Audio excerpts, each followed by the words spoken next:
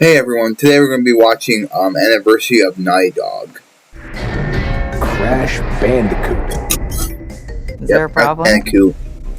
No, just I missed that controller. They make it go. Push the start button. I knew that. All right. I got it. And I love that they One of did the Uncharted greatest like that. accomplishments of Naughty Dog is just the games that we make, and having done it for 40 years. Yeah, that's a long story, right? Yeah, of course it is. I mean, look, it's impossible to talk about 40 years of Naughty Dog without talking about where it all started. Yeah. Jason Rubin and Andy Gavin, as high school kids, decided to just make their own games. They saw something was missing in the game industry, and they wanted to leave their mark. I was in Hebrew school at the time, and there was this guy, Andy Gavin. He was in my Hebrew school, and he was a much better programmer than I was, so I'd ask him questions when I had issues. And computers were so new then, and most of the games were in arcades and stuff, and we were 12-year-old guys who this stuff was all new and cool, and we were just like, well, let's make some. And that turned into a drive cross country to California, during which we created, I guess, or at least came up with the concept of making a character action game that ended up being Crash Bandicoot.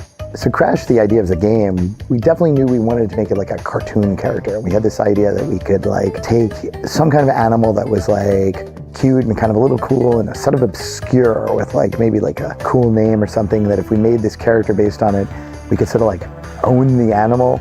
I remember when they were pitching to Sony, and it was a really big deal. You know, I remember Jason saying, you know, they're treating us like rock stars.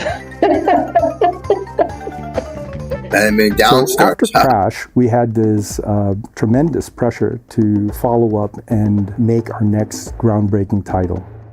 I remember we were brainstorming and pitching ideas, and one of our animators sketched out this elf-looking character, and another one sketched out this Otzel character, and there you go. That we put those guys together, and that was Jack and Daxter.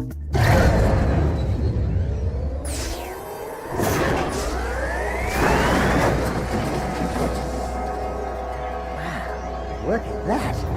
When Jak and Daxter came out, there was a lot of excitement because it was PlayStation owners' chance to play a game that is more traditionally associated with like a Nintendo release. I want information.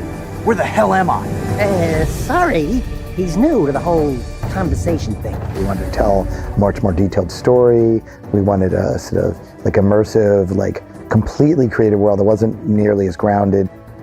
It was driven tremendously by our sort of gameplay goals of having this sort of like seamless, immersive, very beautiful world that you could explore. We'd love to stay and chat, Big Green, but we're itching to get on with our adventures.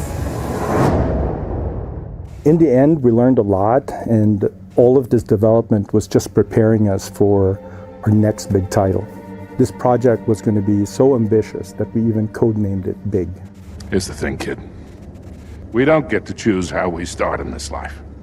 Real greatness, it's what you do with the hand you're dealt.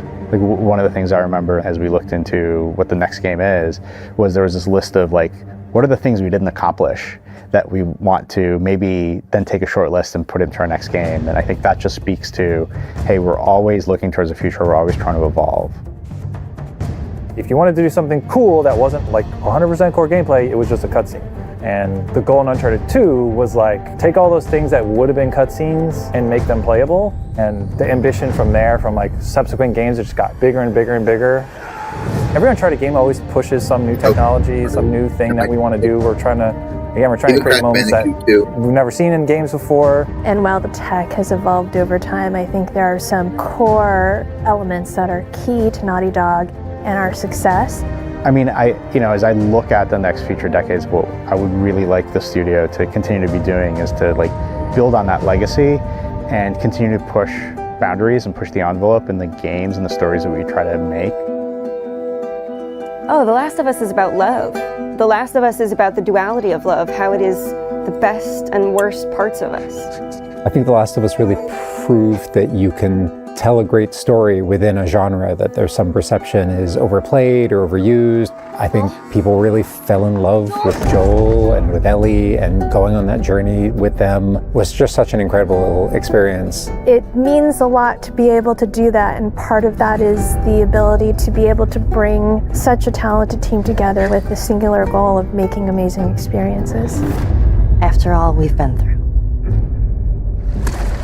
everything that I've done. Sweet Jesus. Doctor? What are you doing? Can't be for nothing. If you look back at the history of Naughty Dog, like everything that we've done, everything that was done before I even joined Naughty Dog, like Crash Bandicoot, Jak and Daxter, Uncharted, has all given us the knowledge and the tools and the know-how of how to work together to make something like The Last of Us.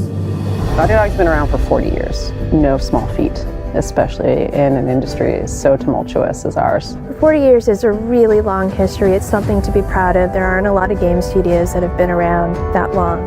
It's really about embodying these characters that are very specific and strong-willed characters, even though they're flawed. I didn't really like and then making you connect with them and their journey. You know what? In a way that hopefully by the time you're finished with that experience, you view reality a little bit differently.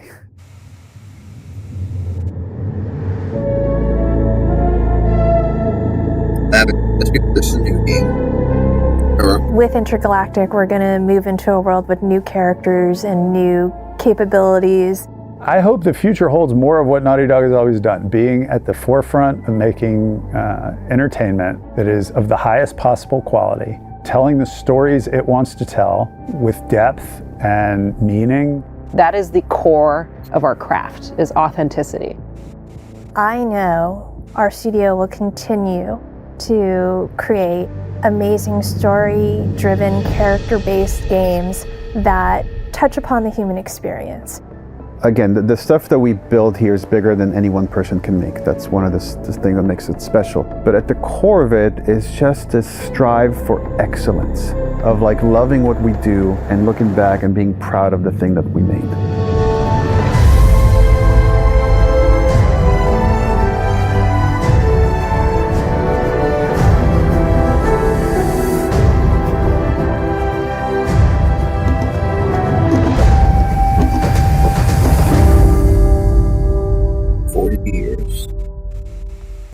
Pretty uninteresting. You know, I love Naughty Dog games, but like I said before, I don't really like The Last of Us Part 2. And I haven't played the game, but I just watched other people play, and I didn't like it. You know, I mean, I like it, but they get rid of one guy, one character. You already know who probably is. I don't want to spoil it for, like I said. But anyway, like, comment, share, subscribe. Let me know in the comments what you think about it. If you want to watch the original video, it's also in the description. See you all next time.